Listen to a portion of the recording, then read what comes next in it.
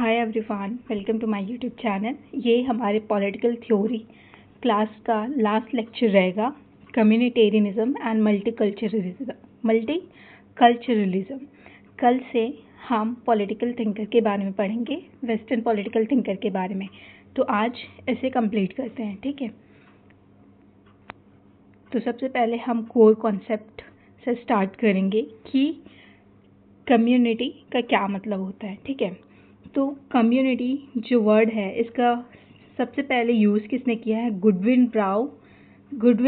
ब्राउ ने इसे यूज़ किया है।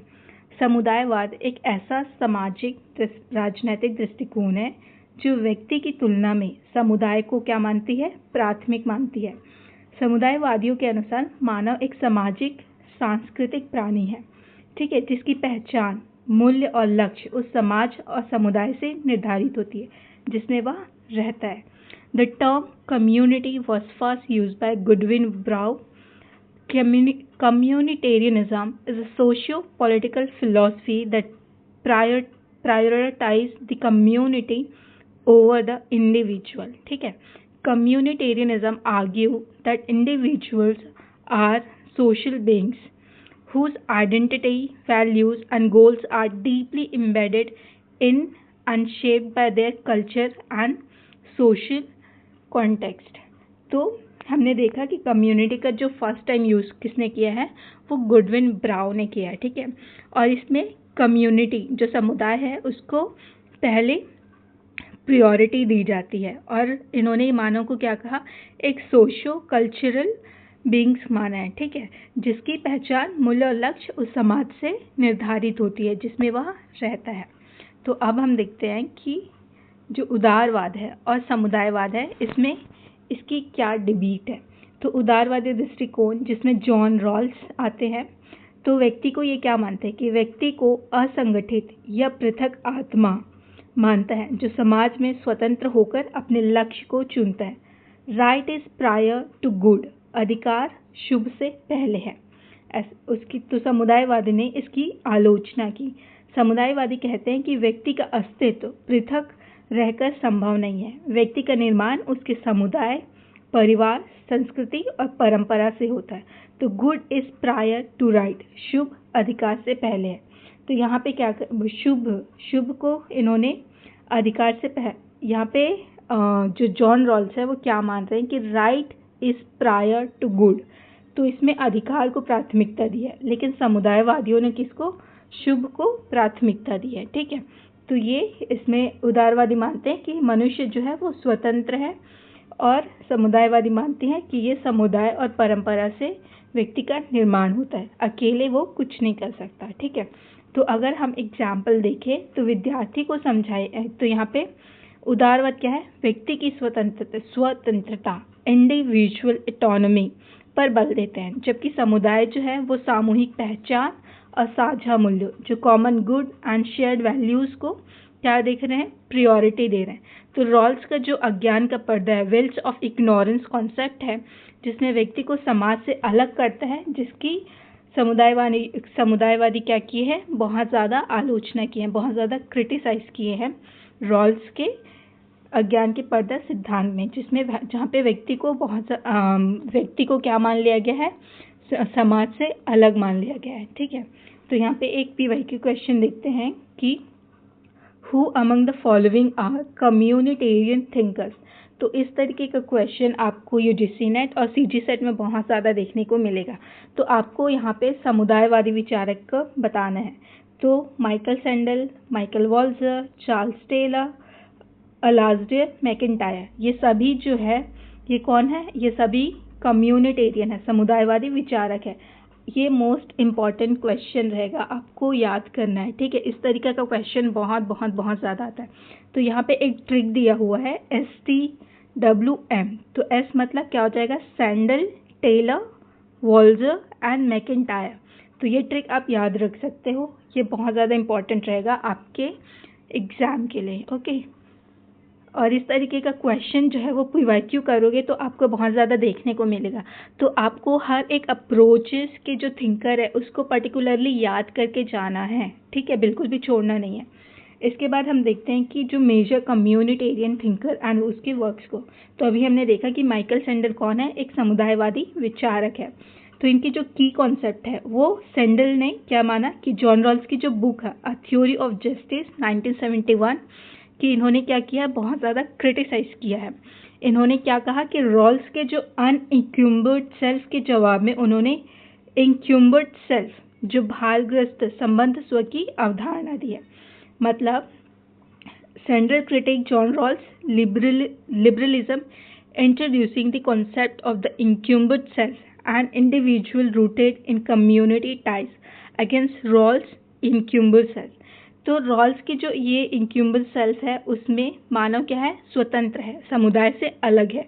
लेकिन जो जॉन रॉल्स की वो इनक्यूम्बेंट सेल्फ जो है भारग्रस्त संबंध, तो वो क्या है कि समाज से व्यक्ति जुड़ा हुआ है। ठीक है, तो ये माइकल सेंडल ने किसका क्रिटिसाइज किया है, जॉन रॉल्स का। तो यहाँ पे एक क्वेश्चन आ सकता है कि जॉन रॉल्स के अ थ्योरी ऑफ जस्टिस 1917 की जो क्रिटिसिज्म है वो कौन से समुदायवादी विचारक ने किया है। तो यहाँ पे अगेन आपका माइकल सेंडल आंसर में आ जाएगा। ठीक है, तो यहाँ पे कुछ रिपीटेड PYQ क्वेश्चंस है जिसमें liberalism and the limits of justice 1982, democracies discontent, America in search of a public philosophy 1996, what money can buy, the moral limits of markets, दिए 2012 में दिया है माइकल सेंडल ने। तो आपको इसमें का फर्स्ट एंड थर्ड ये सबसे ज़्यादा इम्पॉर्टेंट रहेगा। अगर ये याद रखना है तो डेमोक्रेसी डिसकंसेंट आप याद रख सकते हो। ठीक है, तो ये माइकल सेंडल की बुक्स आपको याद रखना है और इनका विचार याद रखना है कि इन्होंने जॉन रॉल्स के जो जस्टिस का विचार है उसे क्रिटिसाइज किया है। ठीक है, इस तरीके का क्वेश्चन बनता है। ठीक है, इसके बाद हम माइकल वॉल्जर में आ जाते हैं कि इनका जो की विचार है उसमें न्याय के सार्वभौमिक सिद्धांत को क्या किया है, खारिज किया है, और जटिल समानता जो कॉम्प्लेक्स इक्वालिटी है और न्याय के क्षेत्र स्फेयर ऑफ जस्टिस का सिद्धांत दिया। तो इनके अनुसार अलग अलग सामाजिक वस्तुओं के वितरण के नियम क्या है, अलग अलग क्षेत्रों में भिन्न होता है। तो ही rejected universal principle of justice and proposed the concept of complex equality and sphere of justice, arguing that different social goods should be distributed according to different criteria and different spheres। तो Michael Walzer का ये जो concept है complex equality and sphere of justice, ये बार बार exams में आया हुआ है, आपको अच्छे से करके जाना है। और ये इन्होंने क्या रिजेक्ट किया है, न्याय के जो यूनिवर्सल प्रिंसिपल है उसे रिजेक्ट किया और उन्होंने कहा कि अलग अलग समाज में, अलग अलग सोसाइटी में न्याय का जो वितरण है वो अलग अलग तरीके से हो सकता है, आप इसे यूनिवर्सलाइज नहीं कर सकते। ठीक है, इनकी बुक देखते हैं। तो sphere of justice very important, a defence of pluralism and equality 1983, just and unjust was, thick and thin, moral argument at home and abroad. तो इसका फर्स्ट एंड सेकेंड जो बुक है ये बहुत ज़्यादा इंपॉर्टेंट रहेगा। स्फेयर ऑफ जस्टिस ये बार बार हम पढ़ रहे हैं तो ये क्वेश्चन आएगा भी। ठीक है, क्योंकि ये रिपीटेड PYQ क्वेश्चन है। तो sphere of justice a defence of pluralism and equality 1983 में, and second just and unjust was 1977 में दिया है। इनका जो कॉन्सेप्ट है complex equality and sphere of justice आपको याद रखना है।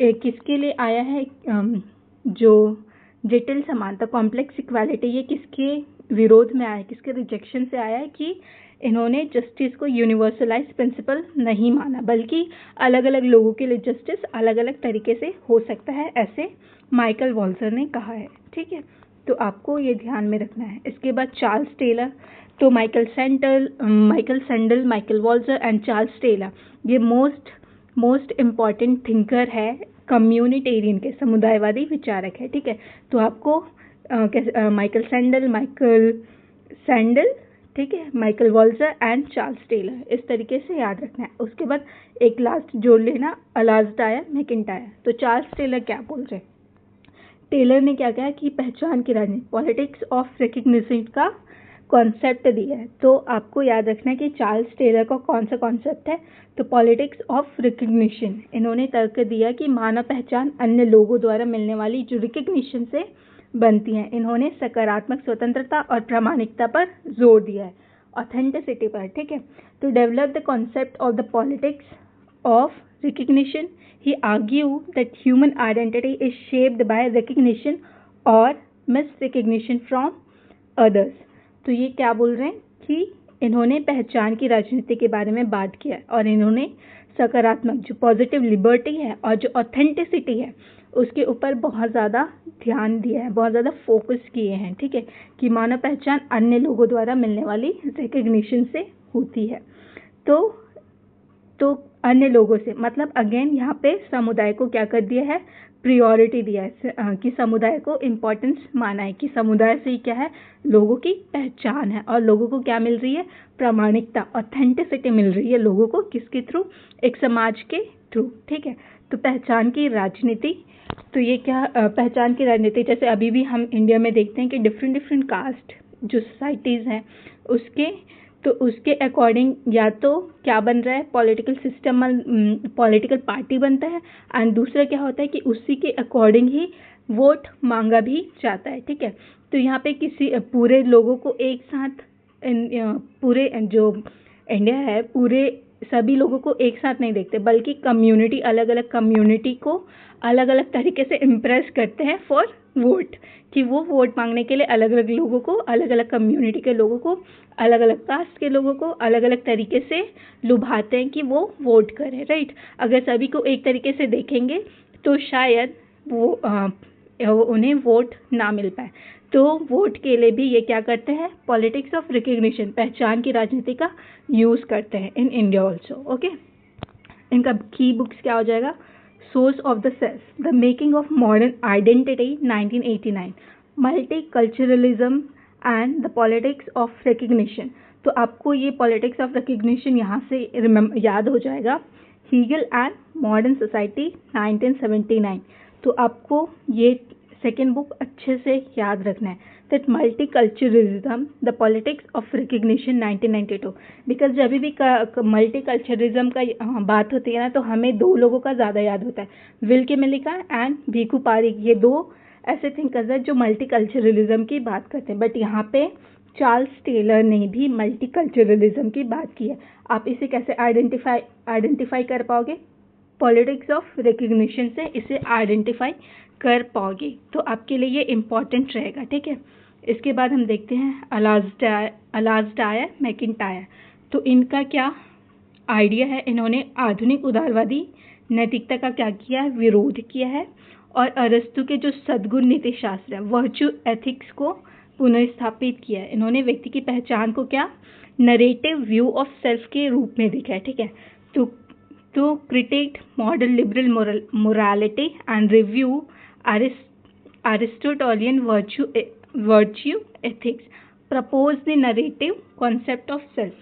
तो यहाँ पे narrative view of self, ये जो है आपके लिए क्या हो जाएगा, एक की पॉइंट हो जाएगा, ठीक है, आपके लिए कीवर्ड हो जाएगा कि narrative view of self किसने दिया है, तो अलाज़डायर मैकिंटायर ने दिया है, जो किससे रिलेट कर रहा है, एरिस्टोटल के वर्च्यू ऑफ एथिक्स से रिलेट कर रहा है। और इन्होंने किस चीज़ का विरोध किया, किस चीज़ को क्रिटिसाइज किया है, कि जो लिबरल मोरालिटी है उसको उन्होंने क्रिटिसाइज किया है, और एरिस्टोटल के जो वर्च्यू ऑफ एथिक्स है उसे उन्होंने माना, और क्या कॉन्सेप्ट दिया, नरेटिव व्यू ऑफ सेल्फ। तो इनकी बुक्स में आ जाएगा after virtue, A study in moral theory, whose justice, which rationality।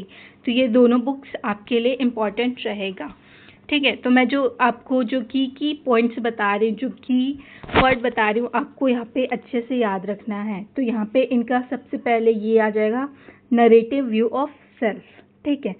Second आ जाएगा कि इन्होंने आधुनिक उदारवादी का खंडन करके किसे माना, किसे इम्पोर्टेंस दिया, जो अरिस्तु है, एरिस्टोटल है, उनके सद्गुण नीति शास्त्र, वर्च्यू ऑफ एथिक्स को।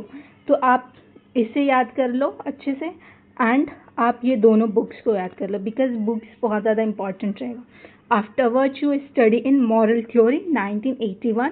Whose justice which personality. ठीक है, 1988. इसके बाद हम कुछ थिंकर्स एंड उसकी बुक्स को देख रहे हैं कि माइकल सैंडल का भी हमने देखा. Liberalism and the limits of justice 1982 में उन्होंने दिया है. Michael Walzer sphere of justice most important 1983. And Alasdair MacIntyre का आफ्टर वर्च्यू 1981 में. Charles Taylor sources of the self 1989. Will Kymlicka इन्होंने लिबरलिज्म कम्युनिटी एंड कल्चर 1989 में बताया.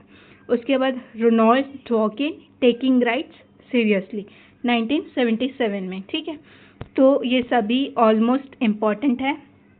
अगर मैं प्रायोरिटाइज करूँ तो ये after virtue the source of self इसका उतना आया नहीं है. विल किमेलिका का आता है टेकिंग राइट सीरियसली, ये इम्पॉर्टेंट रहेगा. ठीक है, ऑलमोस्ट सभी इम्पॉर्टेंट है. आप जब इसे बार बार पढ़ोगे ना आपको ध्यान में आ जाएगा. तो आप रट्टा मारना है ऐसे मत सोचो. आप जब करोगे ना तो हो जाएगा. कि ये मत सोचो कि बहुत सारा बुक्स है नहीं हो पाएगा, बट हो जाएगा. बार बार पढ़ने की कोशिश करना. ठीक है, तो अब हम मल्टी कल्चरलिज्म की बात करेंगे कि इसका जो मीनिंग एंड कोर कॉन्सेप्ट है. Multi culturalism is the ideology that acknowledges, respects and preserve cultural diversity and in societies. ठीक है, तो अगर हम इसे हिंदी में देखें तो इसके अनुसार समाज में क्या सांस्कृतिक विरोधों जो कल्चरल डिफरेंसेस हैं को क्या सम्मान किया जाना चाहिए, इन्हें प्रोत्साहित किया जाना है. यह आत्मसातीकरण, एसिमिलेशन और मेल्टिंग पॉट की अवधारणा का क्या कर रहे हैं, विरोध करते हैं. ये सैलेड बॉल कल्चर या मोज़ेक संस्कृति का क्या कर रहे हैं, समर्थन कर रहे हैं, सपोर्ट कर रहे हैं. ठीक है, इसके बाद हम देखते हैं. तो हम ये तीनों कॉन्सेप्ट को समझते हैं कि ये मेल्टिंग पॉट क्या है, सैलेड बॉल क्या है एंड मोज़ेक संस्कृति क्या है. ठीक है, तो मेल्टिंग पॉट क्या हो जाता है, एसिमिलेशन. इसमें क्या होता है कि सभी अल्पसंख्यक संस्कृतियाँ मुख्य धारा की संस्कृति में विलीन हो जाती है और अपने मूल पहचान को खो देती है. फॉर एग्जाम्पल अमेरिका का पारंपरिक मॉडल. तो इसमें जो अल्पसंख्यक है उनकी जो संस्कृति है उसे मुख्य धारा जो मेन मतलब अगर पूरा नेशन है. ठीक है, उसमें जो मेजर संस्कृति की रहेगा उसके साथ जो अल्पसंख्यक है उसे विलय कर दिया जाएगा.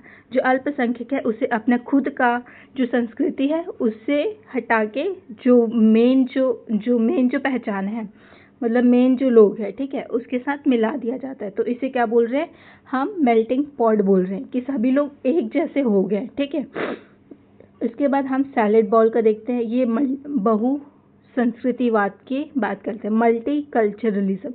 तो इसमें विभिन्न संस्कृतियों जो डिफरेंट कल्चर्स है वो एक ही कटोरे के समाज में एक साथ रहती, लेकिन अलग अलग सुगंध, रूप और पहचान, मतलब सभी की जो आइडेंटिटी होती है वो डिफरेंट होती है. इसमें जो नेशन है उसके एक जो मतलब कोर नहीं बोलेंगे, जो सबसे ज़्यादा लोग हैं, जो बहुसंख्यक लोग हैं, उसके साथ नहीं मिलाया जाता, बल्कि हर एक लोगों को उनके जो कल्चर है उसके अकॉर्डिंग पहचान मिलती है. ठीक है, रिकग्निशन मिलता है. तो ये सैलेड बॉल हो जाएंगे जहाँ पे सब लोग अपने अपने संस्कृति और के हिसाब से रह रहे हैं, जैसे इंडिया में होता है. ठीक है, इसके बाद हम मोज़ेक संस्कृति की बात करते हैं. सांस्कृतिक विविधता, कल्चरल को एग्जिस्टेंस. तो विभिन्न छोटे छोटे रंगीन पत्थरों की तरह अलग अलग संस्कृतियाँ मिलकर एक सुंदर चित्र बनाती है, जैसे कनाडा. ठीक है, तो यहाँ पे पीवाईक्यू क्वेश्चन देख लेते हैं कि विच concept is supported by multi culturalism. तो बहुसंस्कृतिवाद ये क्या करते हैं, यूनिवर्सल सिटीजनशिप को क्या कर रहे हैं, खंडन कर रहे हैं, खारिज कर रहे हैं, रिजेक्ट कर रहे हैं. और ये जो विभेदित नागरिकता है, डिफरेंशिएटिंग सिटीजनशिप और समूह विभेदित अधिकार, ग्रुप डिफरेंशिएटेड राइट्स का समर्थन करते हैं. ठीक है, तो ये आपके लिए इम्पॉर्टेंट रहेगा ये concept, group differentiated rights and differentiated citizenship. और ये जो यूनिवर्सल सिटीजनशिप है उसे रिजेक्ट कर रहा है कौन, बहुसंस्कृतिवाद के लोग. ठीक है, मल्टी कल्चरलिज्म. तो इसके बाद हम की थिंकर्स देखते हैं. विल किमेलिका, जिसमें ये क्या है, उदारवादी बहुसंस्कृतिवाद. तो इनका जो की विचार है, की आइडिया है, वो किमलिका ने क्या किया है कि उदारवाद और बहुसंस्कृतिवाद का क्या किया है, समन्वय किया, एक साथ इसे जोड़ के देखा। इन्होंने अल्पसंख्यकों के अधिकारों की रक्षा के लिए क्या, समूह विभेदित अधिकार का सिद्धांत दिया। तो जो ग्रुप डिफरेंशिएटेड राइट्स है वो विल किमलिका ने दिया है, और इन्होंने लिबरलिज्म एंड मल्टीकल्चरलिज्म को एक साथ देखा है। ठीक है, तो इनके जो अल्पसंख्यक समूह, और इन्होंने दो तरीके का अल्पसंख्यक समूह माना, first national minority and second है एथनिक ग्रुप्स, इमिग्रेंट्स। ठीक है, तो ये जो नेशनल माइनॉरिटीज हैं जो ऐतिहासिक रूप से क्षेत्र विशेष में रहते हैं, ठीक है, अमेरिका का रेड इंडियन, उसके बाद सेकंड है बहुजाति प्रवास, एथनिक ग्रुप, इमिग्रेंट्स जो स्वेच्छा से किसी देश से जाकर बसते हैं। इसके बाद किमलिका द्वारा बताए गए 3 प्रकार के अधिकार। ठीक है, तो ये अधिकार जो है इम्पोर्टेंट है, आता है।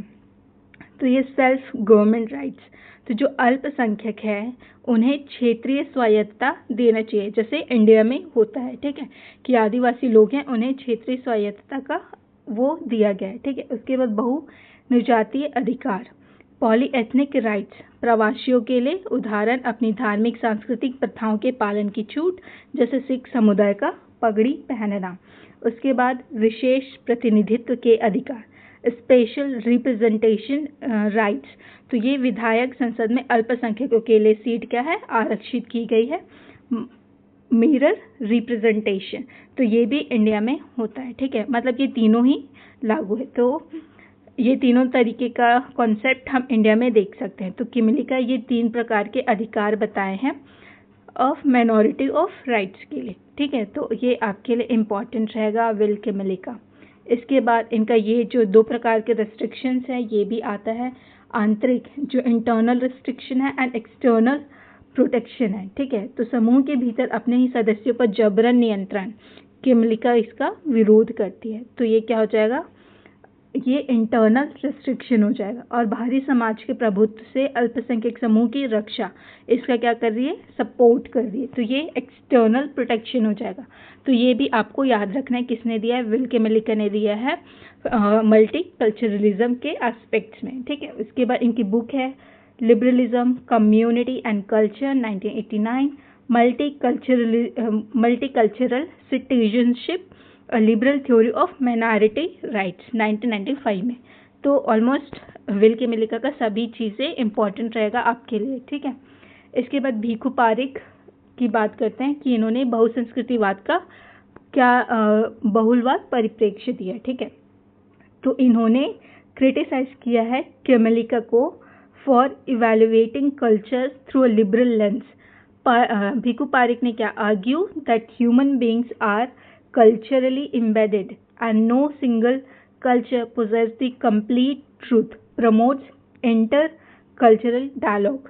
तो मानव संस्कृति से निर्मित होता है और कोई भी संस्कृति पूर्ण नहीं होती, इसलिए विभिन्न संस्कृतियों के बीच जो इंटरकल्चरल डायलॉग है वो उसको उन्होंने आवश्यक माना है। इन्होंने सबसे पहले जो विल किमलिका है उनकी उदारवादी, उन्होंने जो लिबरल एस्पेक्ट उसे बहुत ज़्यादा इंपॉर्टेंस दे दिया, और लिबरल अप्रोच है उसके अकॉर्डिंग ही अपने मल्टीकल्चरलिज्म का कॉन्सेप्ट लाई है। ठीक है, तो विल किमलिका को इसीलिए भीखू पारिक ने क्रिटिसाइज किया, और ये बोल रहे हैं कि ये इंटर कल्चरल जो डायलॉग है वो इम्पॉर्टेंट हो जाता है ऐसे चीज़ों में। ठीक है, तो ये वाला जो बुक है वो बहुत ज़्यादा इंपॉर्टेंट रहेगा, rethinking multiculturalism, cultural diversity and political theory 2000 में दी है। ठीक है, तो ये बुक आपके लिए इम्पॉर्टेंट रहेगा।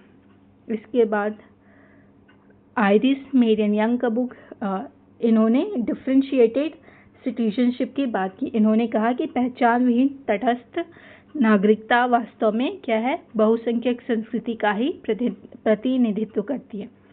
तो इनकी बुक है justice and the politics of difference 1990 में दी है। ब्रायन मैरी ये आलोचक है।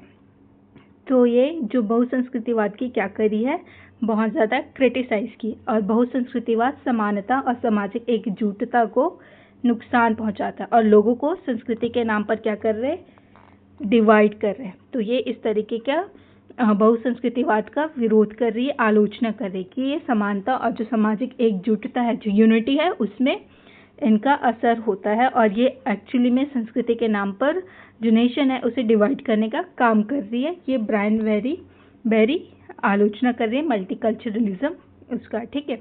इसके बाद पीवाई के क्वेश्चन देखते हैं कि culture and equality and egalitarian critic of multiculturalism, ये ब्रायन बेरी का है, जिसमें उन्होंने मल्टीकल्चरलिज्म का क्रिटिसाइज किया हुआ है कि ये नेशन के लिए एक्चुअली में हार्मफुल है, इसमें लोगों को कल्चर के नाम पर डिवाइड करने का काम किया जा रहा है, ऐसा बेरी बोल रही है, ठीक है। उसके बाद हम सुजान मोला ओकिन, ये नारीवादी फेमिनिस्ट आलोचक है, फेमिनिस्ट क्रिटिसाइज करती है मल्टीकल्चरलिज्म की। इन्होंने कहा कि बहुसंस्कृतिवाद महिलाओं के लिए क्या है, हानिकारक है। कई पारंपरिक संस्कृति समूह महिलाओं के अधिकार और स्वतंत्रता का दमन करती है, जिसे बहुसंस्कृतिवाद के नाम पर बढ़ावा नहीं दिया जाना चाहिए, ठीक है।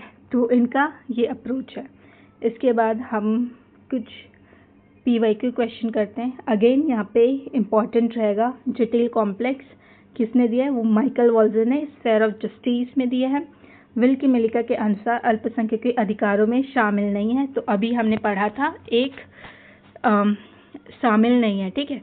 तो ये आंतरिक प्रतिबंध लगाने का अधिकार, किमलिका बाह्य संरक्षण का समर्थन करते हैं, आंतरिक प्रतिबंध का नहीं, ठीक है।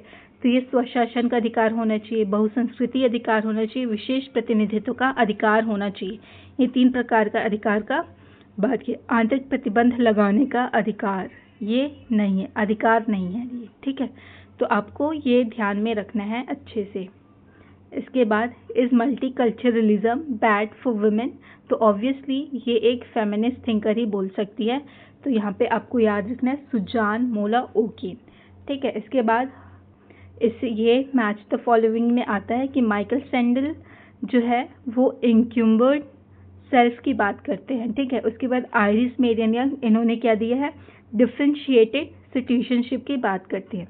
भीखू पारिक ने इंटरकल्चरल डायलॉग्स की बात की है, एंड विल के मिलिका ने ग्रुप डिफरेंशिएटेड राइट्स की बात की है, ठीक है। तो इस तरह का क्वेश्चन आपको एग्जाम्स में देखने को मिलेगा, आपको ये सब अच्छे से करके जाना है। तो आपको PDF मेरे टेलीग्राम चैनल से मिल जाएगा, वहाँ से जाके आप देख लेना, ठीक है। Thank you for watching this video, don't forget to subscribe my channel, thank you.